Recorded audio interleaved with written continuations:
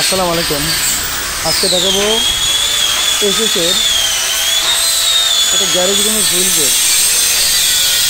সেটা স্টিল টেকের মাল দিয়ে স্কোয়ার ফুট আপনার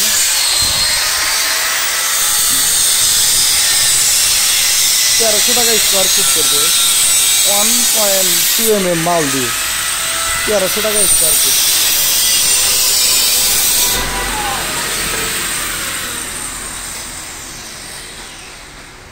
এছাড়া আমরা র্যাক বাক্সের কাজও করে থাকি।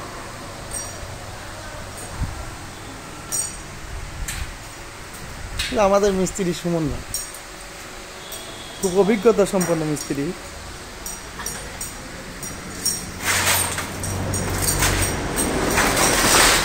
পিছনে আবার স্টিল হবে, মিরর স্টিল। এই গেটটা আপনার 8 ফিট বাই 9 ফিট মেজারমেন্ট আছে।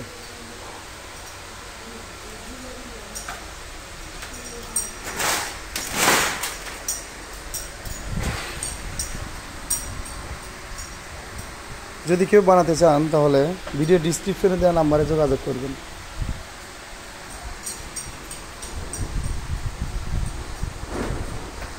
অনেক সুন্দর গেটটা।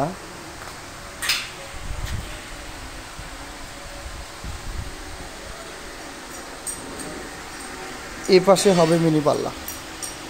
পরবর্তীতে আমি আরেকটা ভিডিও ছাড়বো লাগানোর পরে।